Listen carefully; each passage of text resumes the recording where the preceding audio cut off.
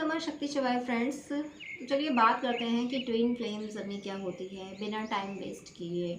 क्योंकि new awaken DF होती हैं, वो बहुत सर्च करती हैं, बहुत सारे गाइडेंस मिलते हैं, बहुत सारे वीडियोस हैं यूट्यूब पे ट्विन फ्लेम्स के बारे में कि क्या होते हैं, कैसे करनी होती है। तो सिंपल सी बात ये है कि जब एक सोल अनगिनत जन्म ले लेती है, सतयुग द्वापर त्रेता हर युग में जन्म पे जन्म लेती आ रही है, तो उसके अब प्रारब्ध पूरे हो गए हैं और डिवाइन उसको चूज़ कर लेते हैं कि अब तुम दो रूप में जाके धरती पे अपने प्रारब्ध जल्दी कम टाइम में कम जन्म में पूरे करके और मुक्ति की राह पे जाओ। उसको डिवाइन चूज कर लेते हैं। तब वो सोल अपने जैसी ही दूसरी सोल क्रिएट करती है अपने में से ही। तो जब वो अपने में से ही दूसरी सोल क्रिएट करती है तो दोनों में से कोई सोल 100% नहीं हो सकती। सपोज अगर 100 में से कुछ निकलेगा, अगर हाफ निकल रहा है तो दोनों 50-50 होंगे। यानी दोनों के चक्रास भी क्राउन चक्र दोनों में सेम रहता है, बाकी के तीनों 6 चक्रास होते हैं वो हाफ हाफ डिवाइड हो जाते हैं कि फर्स्ट, थर्ड और फिफ्थ मैस्कुलिन में जाता है, बाकी के डीएफ में रह जाते हैं। ऐसे ही तत्व होते हैं 5 तत्वों में। गगन तत्व दोनों में सेम रहता है, आकाश तत्व सेम रहता है, बाकी दो तत्व मैस्कुलिन में और 2 फेमिनिन में चले जाते हैं। ऐसे सोल दोनों 50-50 हो जाती हैं। इसलिए कहा जाता है कि जैसे मान लीजिए एक धागा तोड़ दिया तो वो 2 टुकड़े हो गए। तो सोल के कोई टुकड़े नहीं होते, अपने जैसे दूसरी सोल अपने में से ही क्रिएट करना है। आपके पास यानी सोल के पास जितनी एनर्जी है उसी एनर्जी से क्रिएट करना है। तो हमारे पास तो एक सोल के पास 7 चक्रास हुए, 5 तत्वों से बनी हुई है, तो वो सोल उन चक्रास को और तत्वों को डिवाइड कर देती है। ऐसे दोनों अधूरे हो जाते हैं, फिर इस धरती पे आते हैं। अब उनके कार्मिक काउंट कैसे थे उसके अकॉर्डिंग उनको बर्थ मिलती है। ये सभी जानते हैं कि ट्विन फ्लेम हो या ना हो, जन्म तो अपने कार्मिक काउंट के अकॉर्डिंग ही मिलता है। जो हमने प्रारब्ध किए थे वैसा हमें जन्म मिलता है। ऐसे ही ट्विन फ्लेम्स को जन्म मिलता है। लेकिन एक बात हमेशा से रहती है, दूसरी सोल के साथ नहीं रहता है, लेकिन ट्विन फ्लेम्स के साथ ऐसा रहता है। ट्विन फ्लेम्स के साथ प्रॉब्लम ये होती है कि पहले तो नेगेटिव एनर्जी, देखिए डी फॉर डिवाइन और डी फॉर डेविल।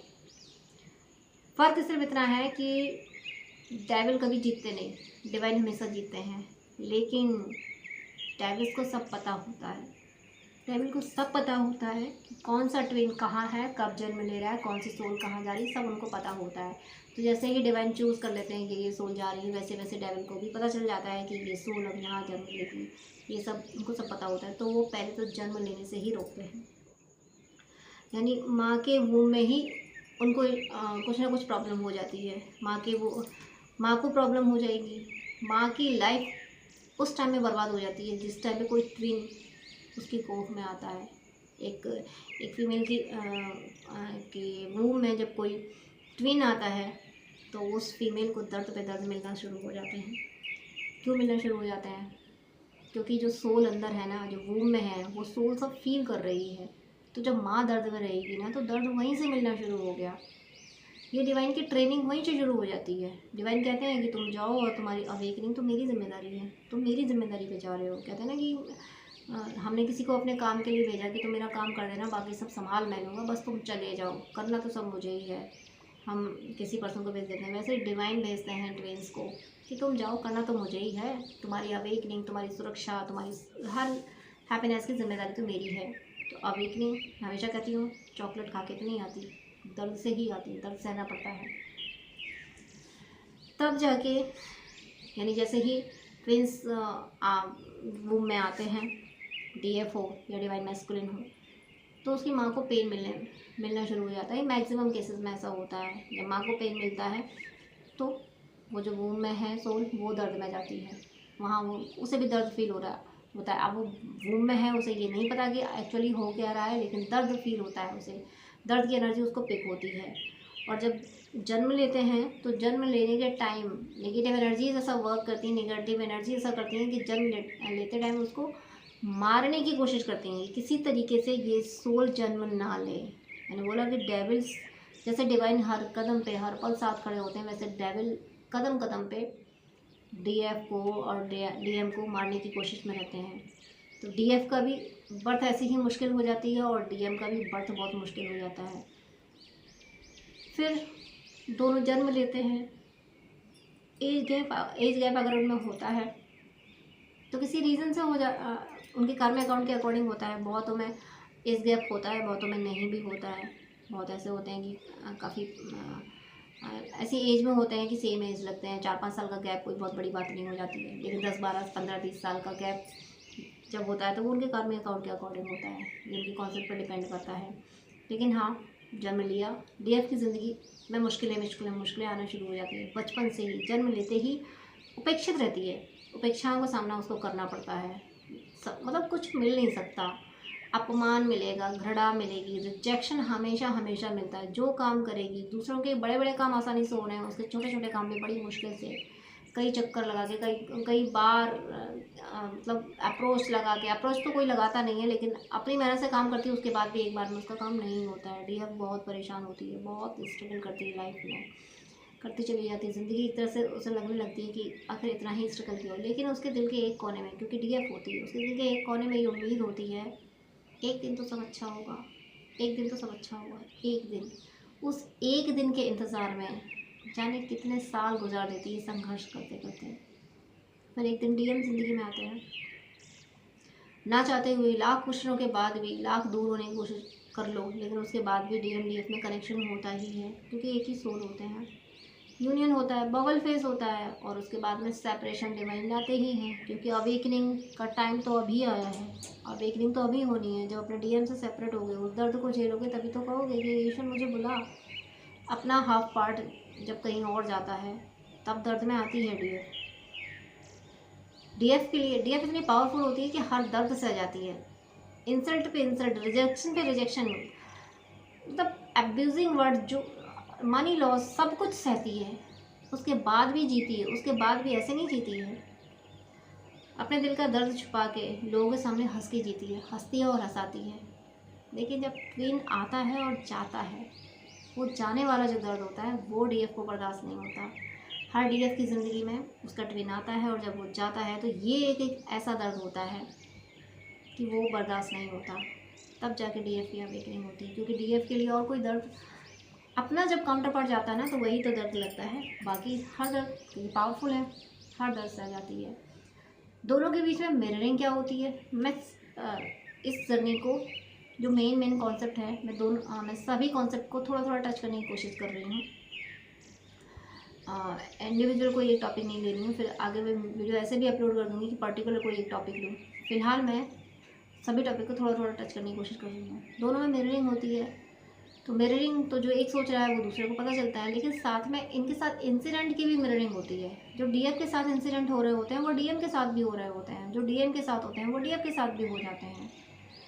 डीएफ को अगर कोई किसी तरीके का हेल्थ इशू हुआ, कोई कोई साइकिक अटैक, कोई एक अजीब सी घटना अगर घटी, तो वो डिवाइन मैस्कुलिन के साथ भी घटेगी। अगर डीएफ की बर्थ के साथ कोई इंसिडेंट है उसके साथ हुआ, अगर बर्थ के साथ उसके पेरेंट्स में कॉन्फ्लिक्ट शुरू हो गया, या बर्थ के साथ में कुछ अच्छा हो गया डीएफ की फैमिली में, तो वैसा डीएम की फैमिली में भी होगा। जैसा डीएफ के साथ होगा वैसा डीएम के साथ भी होगा। ये इस तरीके की सिमिलरिटीज़ रहती हैं।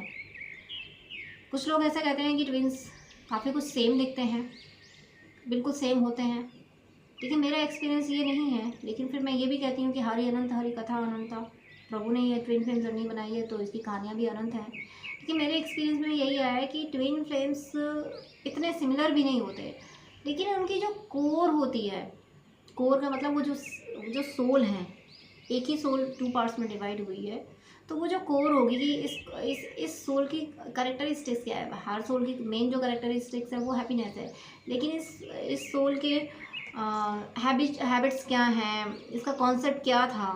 वो जो मेन कॉन्सेप्ट होता है ना, मेन कॉन्सेप्ट तो यही है, किसी को दुख ना देना। सबसे बड़ा कॉन्सेप्ट तो यही होता है। कभी ना आप ठगाइए और ना ठगिए कोई। तो ये जो कॉन्सेप्ट होता है ये दोनों का सेम होता है, लेकिन ज़रूरी नहीं है कि वो फिज़िकली सेम हो, ज़रूरी नहीं है कि उनकी हैबिट भी सेम हो। बहुत बार हैबिट बिल्कुल अपोजिट होती हैं, दोनों एक दूसरे से कंप्रोमाइज़ कर लेते हैं। एक कुछ चाहता है, उसी टाइम पे दूसरा कुछ चाह रहा होता है, लेकिन जो उनकी कोर है कि किसी को दुख नहीं देना है, और वो सेम होती है। वो जो प्रॉपर्टी, क्योंकि सोल एक है ना, तो दूसरा पार्ट हो गया तो क्या हुआ, वो जो कोर है वो तो सेम ही रहेगी, उसमें सिमिलरिटी होती है। मैंने बहुत ज़्यादा सिमिलरिटीज़ ट्विंस में नहीं देखी है, फिजिकली नहीं देखी है मैंने।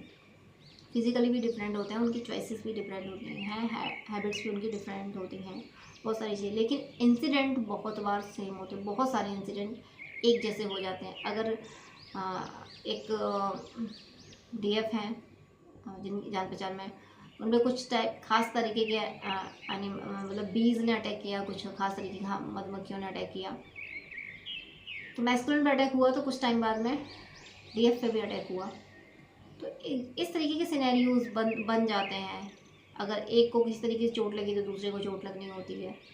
तो ये घटनाएं, इनमें सिमिलरिटीज़ होती हैं, लेकिन फिजिकली पूरी तरीके से इनसे सिमिलर है वो नहीं होता, और हैबिट एक जैसी हैं ये भी नहीं होता है। लेकिन बहुत सारी जो मेन चीज़ होती है वो सिमिलर हो जाती है।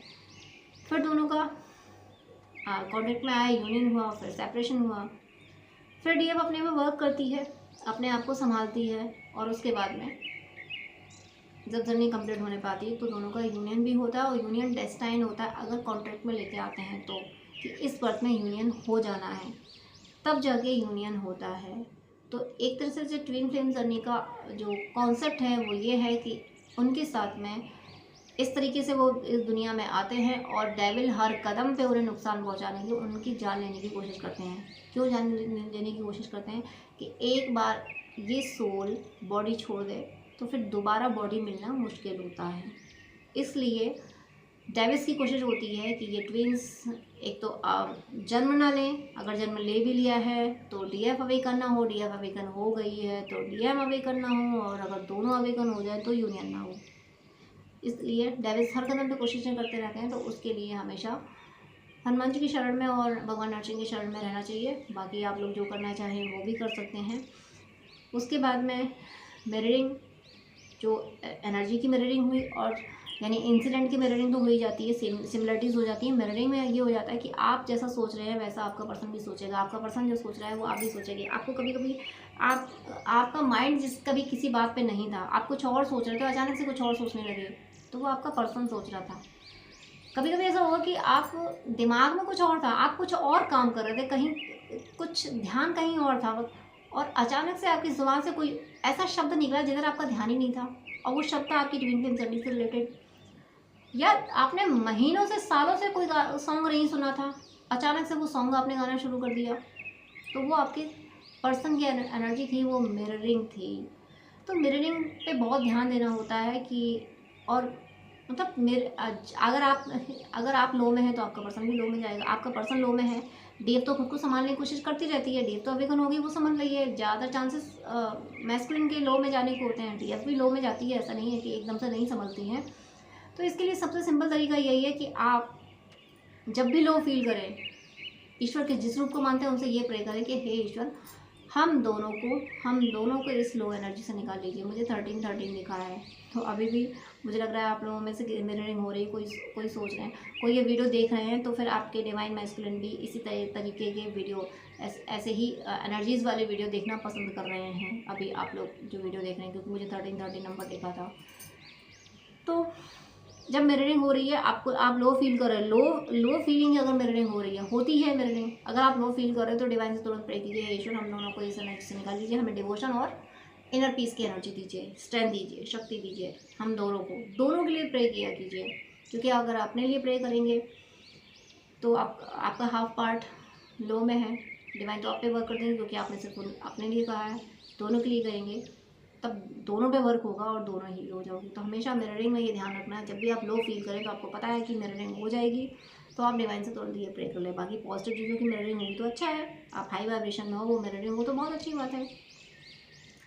उसके बाद में और भी कॉन्सेप्ट होते हैं, मैं आगे डिस्कस करूँगी सोल मर्जिंग पे और सोल पर्जिंग पे, ये सारे कॉन्सेप्ट। सोल मर्जिंग में शॉर्ट में बता देती हूँ कि डीएफ को अपना अर्धनारीश्वर स्वरूप दिखता है, आदि खुद और आदि अपने मैस्कुलिन का शरीर उसे अपने अंदर फील होता है, और उस टाइम पे वो जिसकी पूजा कर रही होती है वो ईश्वर वहाँ मौजूद होते हैं, या उसे विजन में दिखता है, या फिर दिखता है कि कोई लाइट उसके अंदर आगे एंटर कर रही है, या भगवान अर्धनारीश्वर के ही दर्शन होते हैं। इस टाइप से सोल मर्जिंग भी होती है।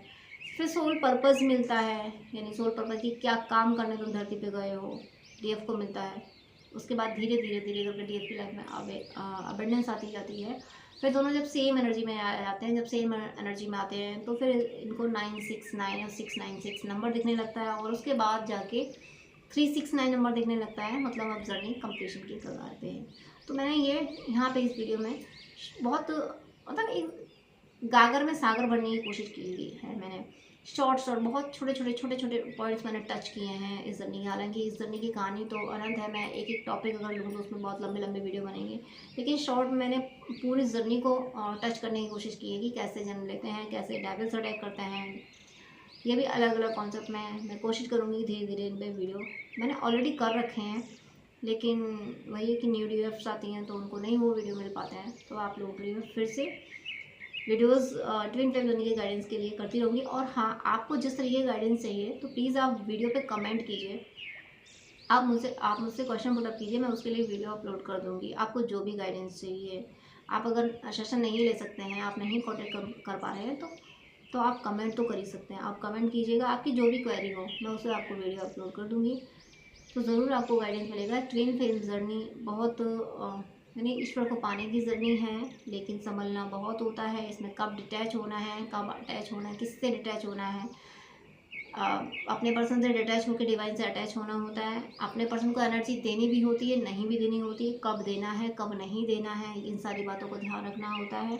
एक तरह से तलवार की नोक पे चलने वाली जर्नी होती है, लेकिन हर कदम पे, भले ही तलवार की नोक पे चल रहे हैं लेकिन हर कदम पे डिवाइन ने हाथ पकड़ा होता है।